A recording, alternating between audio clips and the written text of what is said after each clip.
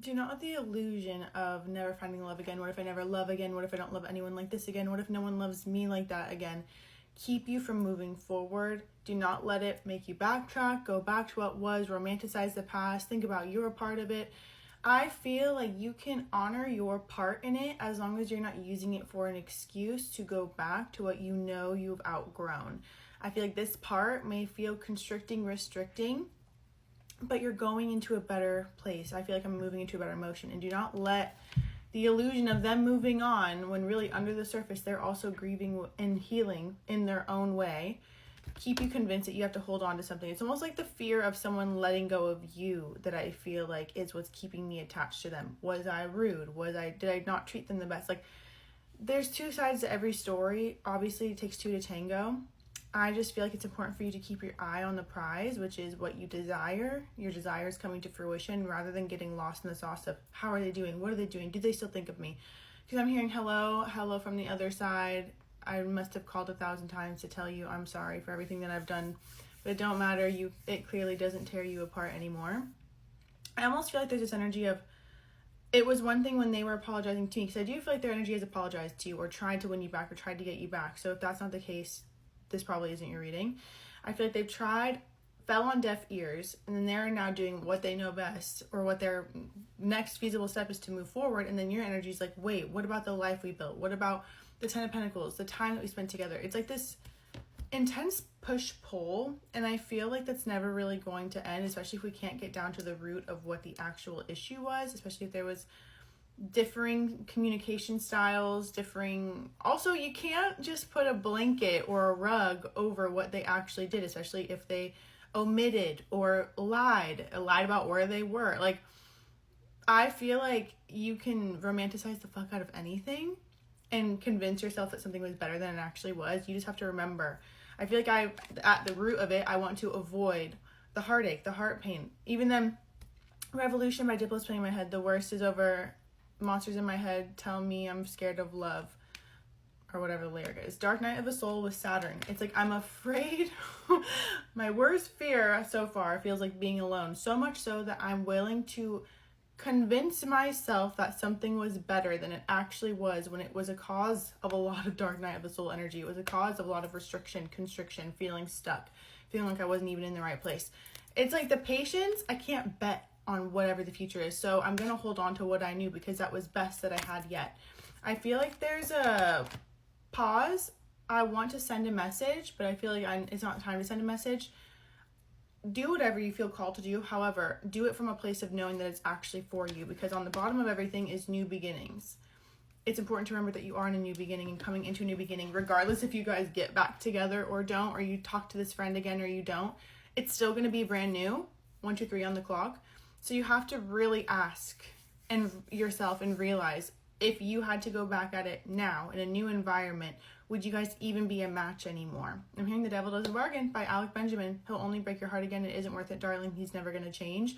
Sometimes we go back to something to realize that it was better in theory than in reality. And sometimes you go back to something to really realize, oh, what I was holding on to, what I was hoping was always there, the love, the connection, the soul tie type of bond, that is dead. Like, it's not even what I thought it was. And sometimes that, you realize that you've been prolonging your own grief, even though it's not really prolonging, because I feel like you've been feeling it.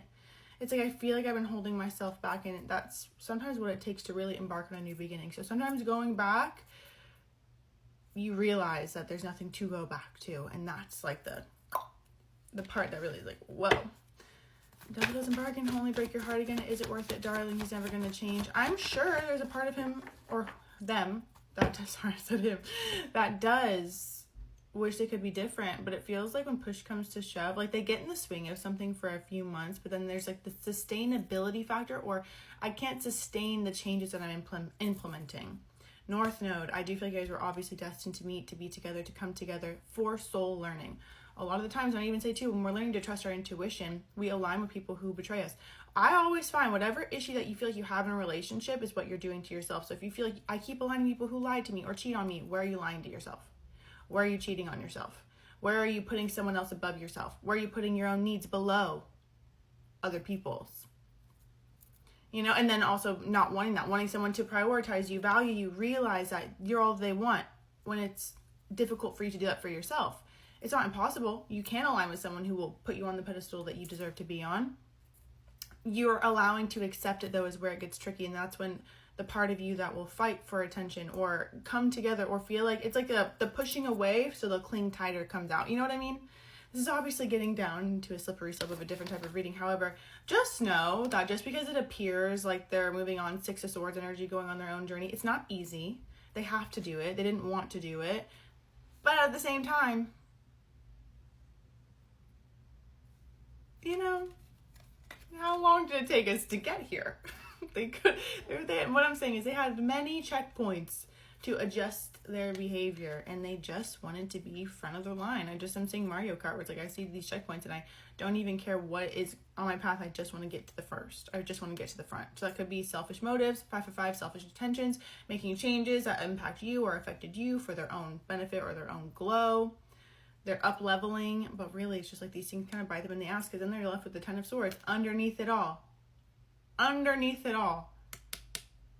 10 of Swords.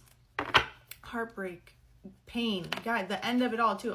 Mental, just like burnt out. I'm literally seeing like my mental, like heat coming from my mental. I'm burnt out. I have nothing left to think about. I have nothing left to give. I feel like I've given it all.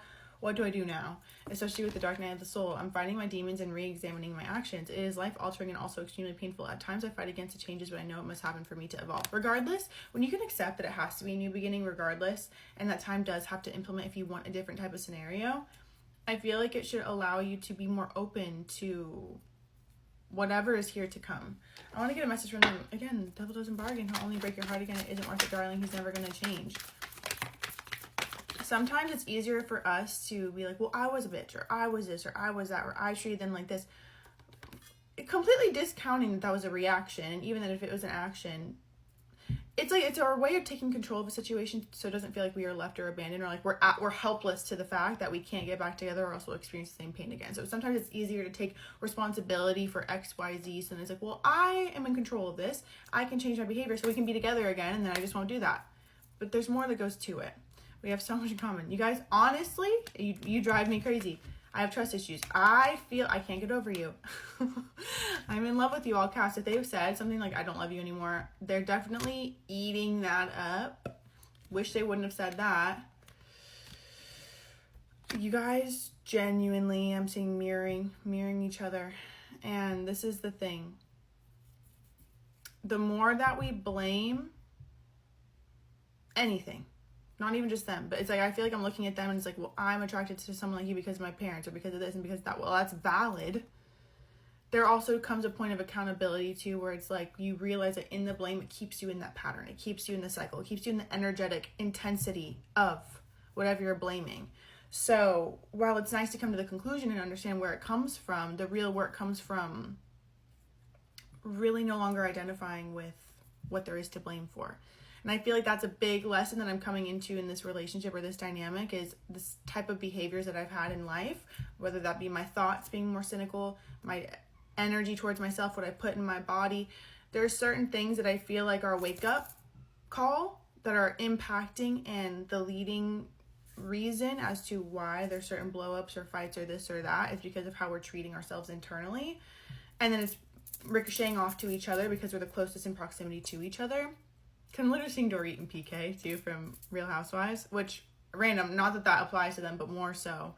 Like the scene in Real Housewives of Beverly Hills, and he's like, if we talk to our server the way that we talk to each other, we'd be thrown out of this restaurant. However you guys treated each other, seeking healing in each other, but bringing out the worst parts, is because we want whatever's triggering us to heal us, when really it's triggering it so we can see it ourselves and we can heal it ourselves.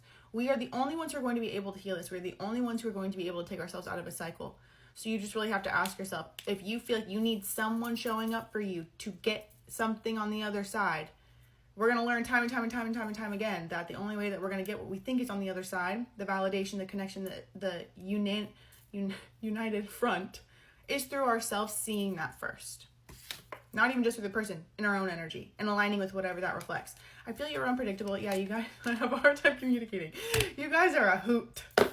You guys are a hoot. This won't end until you end it. Let me just say, until you guys learn the lesson, Scorpio, letting things die and then to be reborn into yourself, first house, to love yourself more.